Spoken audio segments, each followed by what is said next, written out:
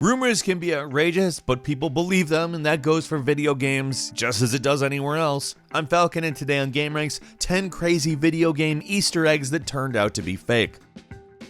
Number 10, in the 1990s, Electronic Gaming Monthly came up with a character they called Shing Long. It was an April Fool's prank, but heavily implied that you would be able to get a secret character in Street Fighter, and it obviously wasn't true, but lots of other video game publications reprinted this, not as an April Fool's prank, because they didn't bother verifying if it was true and just thought it was a scoop, and it fooled a lot of people. April Fools. It was such a persistent hoax that in Street Fighter 4, Capcom actually included him as a secret boss, or at least a variation of him called Goken.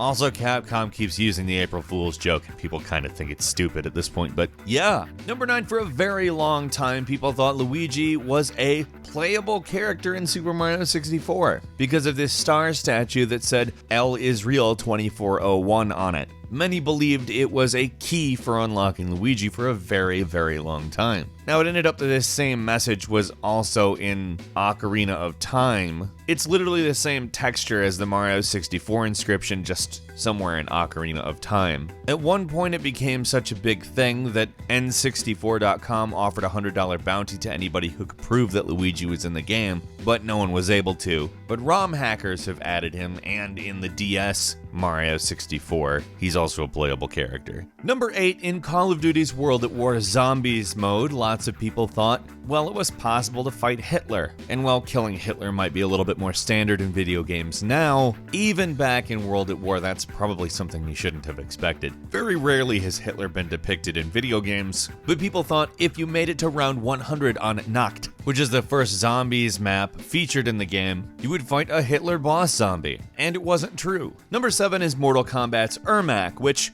was really short for Error Macro. His name was derived from being a menu item directly underneath Reptile battles, and made people think that he was, like Reptile, a secret character, he being Ermac. In Mortal Kombat 2, they included cryptic messages that said Ermac does not exist, albeit with jumbled up letters and words, and ultimately they included him in the title as a palette-swapped ninja eventually, and then later gave him his own design. The mythology they gave Ermac is that he is not a single person, but rather a collection of souls, dead warriors that come together in one form, and that's definitely cooler than Error Macro. Number 6, some folks made a hoax in which an old woman would come out of a door in Call of Duty Modern Warfare 2, angry at you for repeatedly shooting her door and throwing a flash grenade. It's a pretty well-made hoax, looking as if an actual old television is playing this actual footage. People noticed a few key things wrong with it, namely that the controller motions don't match up with the motion on the screen, but they did it well enough that it was questionable as opposed to just an outright noticeable fake. I'm sure plenty of people tried this and noticed that it did not work, but one way or the other, it's quite funny.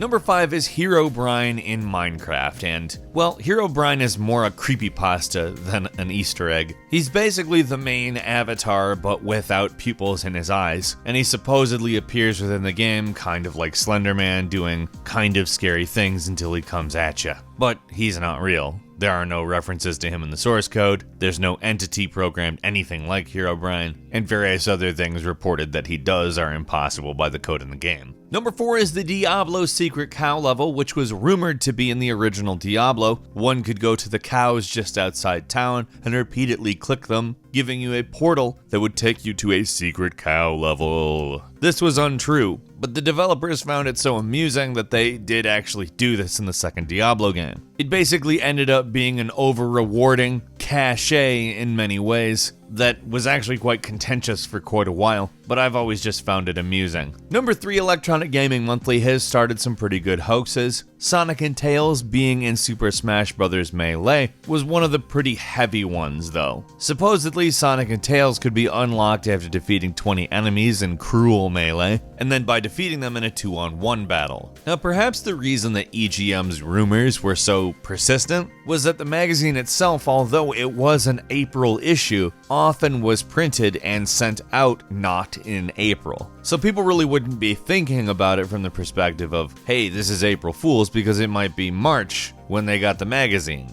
Obviously, Sonic ended up as a playable character in Brawl and 4, but the only thing you had to do to get him was purchase the game. Number 2, because, well, a lot of teenagers played Tomb Raider for some very specific reasons. There was a lot of rumors that there was a nude code for the game. There wasn't, though. I mean, people did make patches for it that did the thing, but, I mean, look back at the graphics of those games. Was it really a good idea? And finally, number 1, a pretty detailed myth about Grand Theft Auto San Andreas was that there was a Bigfoot that you had 1/10 a chance of coming across in the woods. Now, there's some evidence that this Bigfoot actually did exist in a beta version of Grand Theft Auto San Andreas, but there's never been any definitive proof that he was or wasn't in the game. At least none I've seen. He was actually included as an Easter egg in Grand Theft Auto 5, but Grand Theft Auto 5 is not Grand Theft Auto San Andreas, and to our knowledge, there's no Bigfoot in that game. Are you aware of any weird Easter eggs that may or may not be rumors? There's plenty more. We could probably do video after video on this, but leave us a comment, tell us what you think,